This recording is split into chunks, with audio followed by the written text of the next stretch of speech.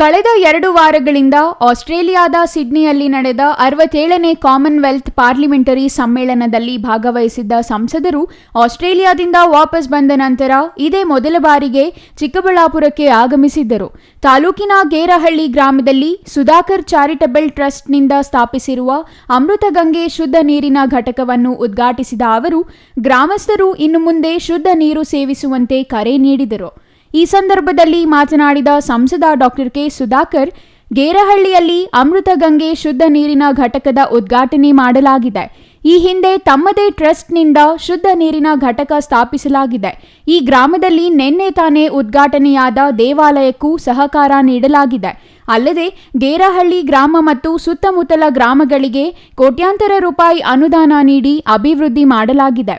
ಹಾಗಾಗಿ ಜನರ ಪ್ರೀತಿ ವಿಶ್ವಾಸ ತಮ್ಮ ಮೇಲೆ ಹೆಚ್ಚಾಗಿದ್ದು ಅವರ ವಿಶ್ವಾಸಕ್ಕೆ ಋಣಿಯಾಗಿದ್ದೇನೆ ಎಂದರು. ಇವತ್ತು ಗೇರಹಳ್ಳಿ ಅನ್ನೋ ಗ್ರಾಮದಲ್ಲಿ ನಿನ್ನೆನೇ ದೇವಸ್ಥಾನ ಪ್ರತಿಷ್ಠಾಪನೆ ಮಾಡಿದ್ದಾರೆ ಮತ್ತು ಹೊಸ ಶುದ್ಧ ಕುಡಿಯುವ ನೀರಿನ ಘಟಕವನ್ನು ಕೂಡ ಇವತ್ತು ಉದ್ಘಾಟನೆಯನ್ನು ಮಾಡಿಸಿದ್ದಾರೆ.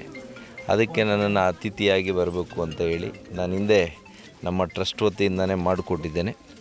ದೇವಸ್ಥಾನಕ್ಕೂ ಕೂಡ ಸಹಕಾರ ಕೊಟ್ಟಿದ್ದೆ ಮತ್ತು ಅನೇಕ ಕೆಲಸ ಕಾರ್ಯಗಳು ಈ ಒಂದು ಸಣ್ಣ ಗ್ರಾಮದಲ್ಲಿ ಸುಮಾರು ಕೋಟ್ಯಾಂತರ ರೂಪಾಯಿಯಷ್ಟು ಇವತ್ತು ಇಲ್ಲಿ ಅಭಿವೃದ್ಧಿಯನ್ನು ನಾವು ಮಾಡಿದ್ದೇವೆ. ಈ ಭಾಗದ ಜನರು ಅದೇ ವಿಶ್ವಾಸ ಅದೇ ಪ್ರೀತಿಯನ್ನು ನಮ್ಮ ಮೇಲೆ ಇಟ್ಕೊಂಡಿದ್ದಾರೆ. ಅವರ ಪ್ರೀತಿ ಮತ್ತು ವಿಶ್ವಾಸಕ್ಕೆ ನಾನು ಚಿರಋಣಿಯಾಗಿದ್ದೇನೆ. ಇನ್ನು ಕೋವಿಡ್ ಹಗರಣಕ್ಕೆ ಸಂಬಂಧಿಸಿ ಸರ್ಕಾರ ಎಸ್ಐಟಿ ರಚನೆ ಮಾಡಿರುವ ವಿಚಾರಕ್ಕೆ ಸಂಬಂಧಿಸಿ ಪ್ರತಿಕ್ರಿಯೆ ನೀಡಿದ ಸಂಸದರು, ನ್ಯಾಯಮೂರ್ತಿ ಮೈಕೆಲ್ ಖುನ್ನಾ ಅವರ ಅಧ್ಯಕ್ಷತೆಯಲ್ಲಿ ಈ ಹಿಂದೆ ಕೋವಿಡ್ ಹಗರಣ ತನಿಖೆ ನಡೆಸಲು ಸಮಿತಿ ರಚಿಸಲಾಗಿತ್ತು.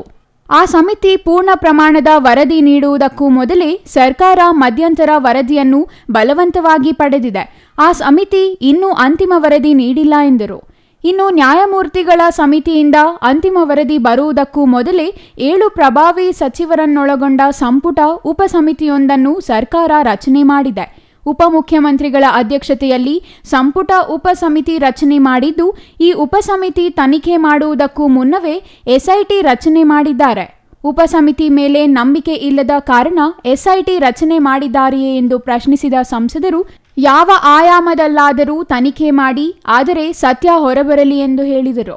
ಅಲ್ಲದೆ ಅನೇಕ ವರ್ಷಗಳ ಹಿಂದೆ ನ್ಯಾಯಮೂರ್ತಿ ಕೆಂಪಯ್ಯ ಅವರ ವರದಿ ನೀಡಲಾಗಿದೆ. ಆ ವರದಿಯನ್ನು ಜನರ ಮುಂದೆ ಇಡಬೇಕು. ಜೊತೆಗೆ 2013ರಿಂದ 2018ರವರೆಗೆ ನಡೆದ ಘಟನಾವಳಿಗಳ ಸಾಕ್ಷಿ ಇದೆ. ಅದರ ಬಗ್ಗೆಯೂ ಮುಂದಿನ ದಿನಗಳಲ್ಲಿ ಮಾತನಾಡುತ್ತೇನೆ ಎಂದು ಸಂಸದ ಡಾಕ್ಟರ್ ಕೆ ಸುಧಾಕರ್ ಟಾಂಗ್ ನೀಡಿದರು. ಈಗ ಮೈಕೆಲ್ ಖುನ್ನಾ ಜಸ್ಟಿಸ್ ಅವರ ಇದರಲ್ಲಿ ತನಿಖೆ ಮಾಡಿದರು. ಇನ್ನೂ ಪೂರ್ಣವಾದಂಥ ಅವರು ಪೂರ್ಣಾವಧಿ ವರದಿಯನ್ನು ಕೊಟ್ಟಿಲ್ಲ, ಅಂತಿಮ ವರದಿ ಕೊಟ್ಟಿಲ್ಲ. ಅರ್ಜೆಂಟಲ್ಲಿ ಪಾಪ ಪ್ರಾರಂಭದಲ್ಲಿ ಇಸ್ಕೊಂಡ್ರು.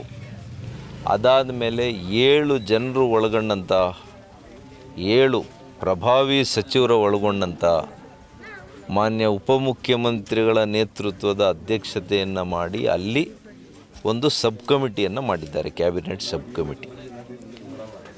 ಅದು ಮಾಡಿ ಎಲ್ಲ ಒಂದು 15 ದಿವಸನೋ 1 ತಿಂಗಳು ಆಯ್ತೇನೋ ಗೊತ್ತಿಲ್ಲ.